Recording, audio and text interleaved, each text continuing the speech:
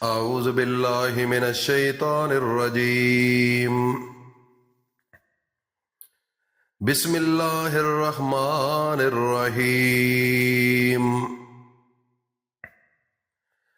قل هو اللہ احد اللہ الصمد لم یلد ولم یولد ولم یکن لہ کفوا احد سبحان ربک رب العزت عما یصفون وسلام علی المرسلین والحمد للہ رب العالمین۔ مکرم ذی قدر حضرات و خواتین، میری ماؤں بہنوں بیٹیوں، السلام علیکم ورحمۃ اللہ وبرکاتہ۔ آج آپ کے سامنے قرآن مجید کی سورت اخلاص اور اللہ کے دو نام، اس کا وظیفہ لے کر آپ کی خدمت میں حاضر ہوا ہوں۔ ہمارے ایک دوست آج کل ان کے پاس اللہ کا دیا ہوا اتنا ہے کہ اگر ان کا پچھلا دور اگر اس کو سامنے رکھا جائے تو یقین جانیے گا کہ اب انسان کی عقل حیران ہو جاتی ہے کہ اتنی دولت اس کو کہاں سے مل گئی ہے۔ اس کا پہلا دور اگر سامنے ہو، اس کی غربت، اس کے کپڑے پھٹے پرانے، اس کے مٹی کا بنا ہوا گھر اور چھت وہ عام درختوں کے ایک، وہ آپ کہہ سکتے ہیں کہ لکڑیوں کا بنا ہوا، اور اس کے علاوہ اس کے گھر کے معاملات اتنے ناقص تھے کہ بالکل سادہ لو انسان، اتنی غربت شاید کسی اس علاقے کے اندر اس سے اوپر ہو کسی کی۔ لیکن اچانک اس کی تبدیلی کیسے آئی؟ اب اس کا بڑا عالی شان گھر اسلام آباد میں، اور اس کے علاوہ ہر گھر کے اندر ان کے 3-4 گھر بھی ہیں، لیکن ہر فرد کی الگ الگ گاڑی ہے۔ اب ان کا رہن سہن اور بچوں کی تعلیم، انسان کی عقل حیران ہو جاتی ہے۔ لیکن جب اس سے ملے کہ یار آپ نے بڑا مشکل وقت گزارا اور آج اللہ تعالیٰ نے آپ کو نوازا، اس کے پیچھے حقیقت تو بتا دیجئے کہ حقیقت کیا ہے۔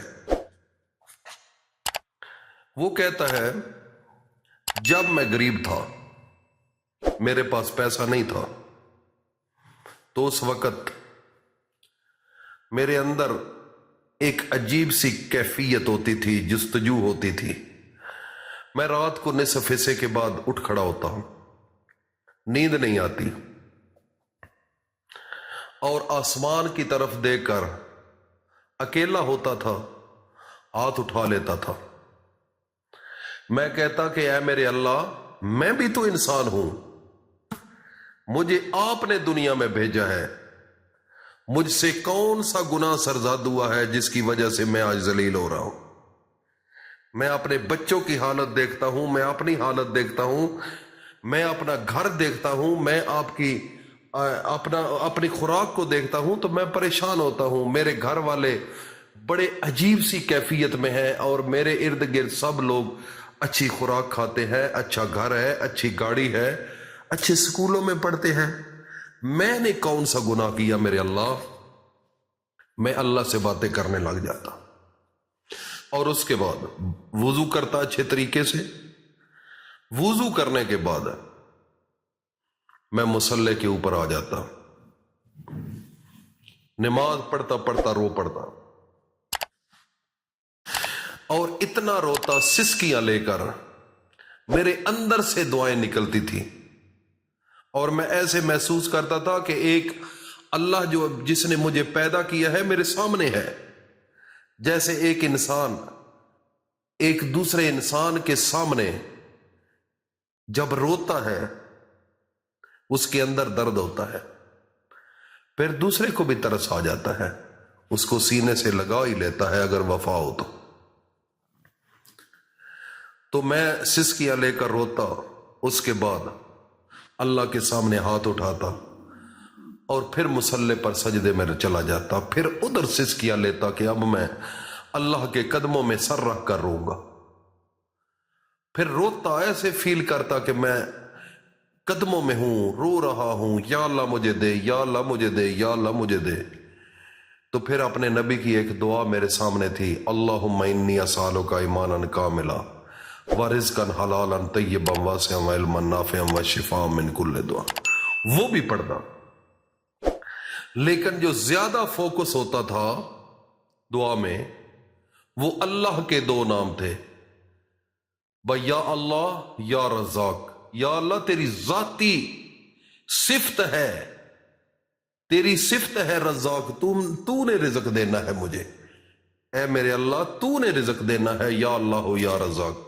اور اس کے بعد یہ سورت جو ہے اخلاص، اس کا اگر 3 مرتبہ پڑھ لیا جائے تو پورا قرآن مجید کا ثواب آپ کے پاس ہے. اور میں پھر 3 مرتبہ قرآن مجید کی سورت اخلاص کو پڑھ لیتا، اور اس کے بعد پھر یا اللہ یا رزاق ایک تسبیح پڑھتا، اور اس کے بعد اول و آخر، پہلے بھی درود شریف، آخر میں بھی ایک بار درود شریف، درود ابراہیمی. اس کے بعد اللہ سے مانگتا، میں روتا، میں مانگتا، ایسے روتا، سسکیاں لے لے کر روتا. خدا کی قسم کھا کر کہتا ہوں کہ اللہ دیتا ہے، اللہ دیتا ہے. مانگنے کا ڈھنگ ہونا چاہیے، طریقہ ہونا چاہیے. اگر آپ اندر سے مانگیں گے، اندر سے آپ کو آگ لگے گی، تو یہ ممکن ہی نہیں کہ آپ کی بات کو سنا نہ جائے. یہ میں نہیں مانتا. اس لیے میرے بھائی اور دوستو، اور اس آدمی کی بات حقیقت پر مبنی ہے. میں آپ کے سامنے کھڑا ہوں، میں آپ کے سامنے بات کر رہا ہوں. یقین جانے مجھے اللہ پر اتنا بھروسہ ہے، خدا کی قسم، اللہ سے مانگو اللہ دیتا ہے. میں نے خود بھی آزمایا ہے. تو اس لیے میں نے سوچا کہ میں اپنے بھائیوں کو، دوستوں کو یہ شیئر کروں تاکہ ہر انسان اس کی طرف آئے. اللہ کے سامنے جھکے، بندوں کے سامنے جھکنے کا فائدہ نہیں ہے. اللہ پاک آپ کی زندگی کو بدل دیں گے. اور سب سے جو ضروری بات ہے، میں آپ کو کیوں بتا رہا ہوں، آپ عمل کریں. میں نے خدا کی قسم کر کے دیکھا ہے، اور بتانا چاہیے. میں کیوں بتا رہا ہوں کہ آپ بھی جو غریب ہو، غربت میں پھنسے ہوئے ہو، بچوں کے لیے اچھی خوراک نہیں، اچھا گھر نہیں، اچھے معاملات نہیں، عورتیں گھر کے اندر اپنی مرضی سے زندگی نہیں گزار رہی، جو چیز ان کو چاہیے نہیں مل رہی، اچھے کپڑے نہیں مل رہے. اس کے علاوہ ضروریات زندگی ہوتی ہے، کچھ ایسی چیزیں ہوتی ہیں جو بیان نہیں کی جا سکتی. لیکن اللہ سے مانگو، اللہ خدا کی قسم دے گا. اور اس کو ضرور آگے بتاؤ لوگوں کو. کوئی ایک انسان بھی آپ کی باتوں میں آ گیا، اس کی زندگی بدل جائے گی، اور رہتی زندگی اس دنیا والی اور آخرت والی جو ہے، اس میں بھی آپ کو فائدہ ہوتا جائے گا. اللہ پاک ہم سب کو اس پر عمل کی توفیق عطا فرمائے. السلام علیکم ورحمۃ اللہ وبرکاتہ.